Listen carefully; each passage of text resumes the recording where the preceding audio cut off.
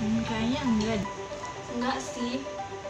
Saya mau menggunakannya, tapi saya belum bisa menggunakannya karena saya belum terdaftar di DPT daerah. Tahun ini merupakan tahun politik di Indonesia, di mana Indonesia akan mencatat sejarah baru dengan diadakannya pemilihan serentak. Namun di saat musim-musim pemilihan berlangsung, kita akan sering mendengar namanya golput. Nah, ditandai dengan banyaknya orang yang tidak menggunakan hak pilihnya untuk memilih. Halo, menurut kamu golput itu apa? Kalau menurut saya golput itu adalah orang-orang yang telah diberikan hak pilihnya tetapi tidak menggunakan hak pilihnya. Aku sebenarnya pengen milih, tapi aku tuh nggak terdaftar di DPT, makanya aku golput.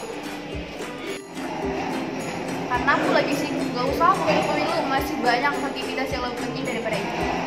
Karena menurut aku gak ada yang pas untuk calonnya, jadi aku gak mau milih. Karena aku kan udah di Tangerang, sedangkan daerah asalku tuh dari Toraja. Nah, gak mungkin aku pulang ke Toraja untuk ngurus administrasi, dan di daerahku tuh susah banget untuk administrasi, untuk ngurus pindah-pindah gitu. Karena gak ada dampaknya buat aku, jadi golput aja.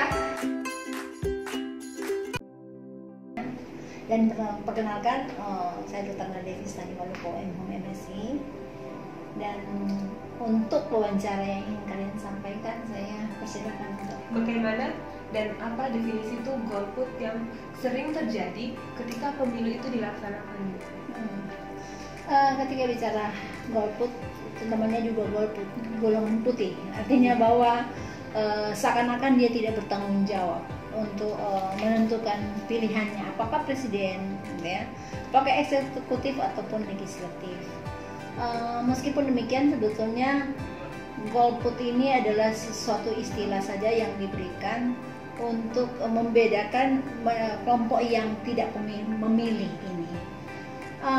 Memang harus diakui bahwa ketika seseorang itu kemudian melihat profil-profil, ya, misalnya kalau sekarang kan ada calon 1, calon 2. Ketika melihat calon 1, calon 2 dan dua-duanya tidak ada sesuatu yang menurut pandangan dia, banyak hal-hal yang tidak sesuai dengan kriteria atau syarat-syarat yang ada dalam pikiran dia, itu bisa menyebabkan kemudian dia melakukan golput itu sendiri. Jadi golput itu adalah orang yang apatis sebetulnya dalam bidang politik. Kenapa? Karena dia tidak mau memberikan pilihannya. Sementara bagaimanapun sebagai warga negara kan dia harus bertanggung jawab sebetulnya untuk negaranya. Ibu, apa sih solusi yang tepat kira-kira ya? Kan kita nggak bisa menjangkau orang yang golput itu, kita nggak bisa tahu juga gimana dia melaksanakan itu. Tapi menurut Ibu, apa bisa kita sebagai warga negara itu bisa membantu mereka atau gimana?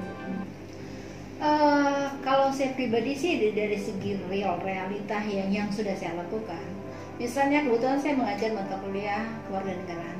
Jadi di kelas-kelas kami itu kemudian saya membuat satu proyek. Mahasiswa itu harus melihat dari debat 1 sampai debat 3.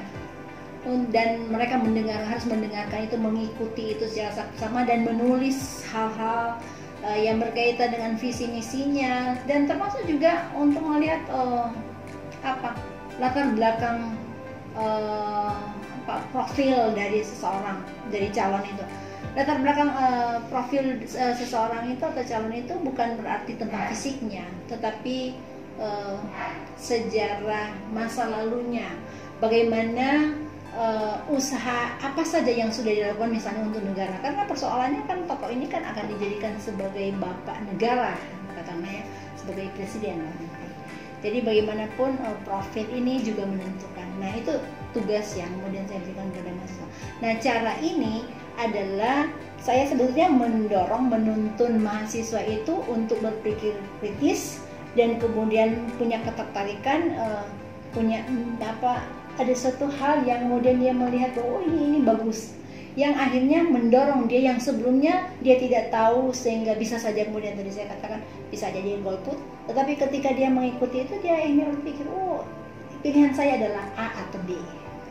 Jadi cara untuk menanggulanginya adalah antara lain memberikan kalau untuk pendidikan ya memberikan tugas-tugas sebetulnya.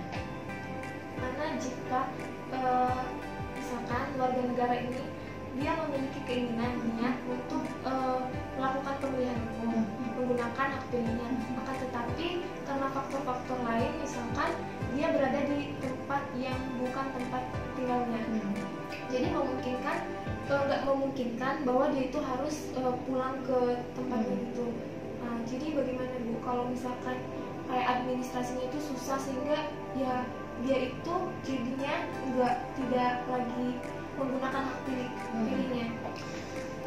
Sebetulnya itulah efek positif ya daripada yang namanya KTP nasional yang kita pakai. Jadi dimanapun dia berada, secara kan itu KTP online ya. Jadi dimanapun dia ada bisa kemudian itu dipakai. Tapi persoalannya adalah apakah sistem yang digunakan oleh negara kita betul-betul sudah mengcover masalah-masalah yang bisa saja timbul seperti permasalahan yang tadi disampaikan.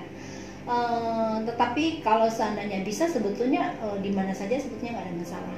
Itu satu. Yang kedua, jika toh belum bisa tercover maka memang si orang ini harus minta sejenis surat keterangan untuk dia kemudian memilih di satu tempat di mana dia udah planning kan bahwa di tempat itu bahwa dia sampai tanggal pas pemilihan umum dia pas di daerah itu dia bisa minta surat sejenis apa surat keterangan itu supaya dia bisa memilih. Jadi itu juga antara lain usaha sebagai tanggung jawab warga negara ya. Jadi iya sih memang itu merupakan hak kita bukan kewajiban. Ingat, pemilihan umum adalah hak tapi bukan kewajiban. Tetapi sebagai warga negara mau tidak mau itu sebetulnya harus dilaksanakan. Jadi hak itu ya merupakan kesadaran tanggung jawab sehingga secara tidak langsung otomatis juga ada sebetulnya kewajiban. Sebagai warga negara Indonesia yang baik dan bertanggung jawab, mari kita gunakan hak pilih kita untuk memilih. Jangan golput ya. Anda jangan lupa tanggal 17 April 2019 datang ke TPS dan tentukan pilihan Anda untuk Indonesia yang lebih maju. Ingat, tanggal 17 April 2019 ke TPS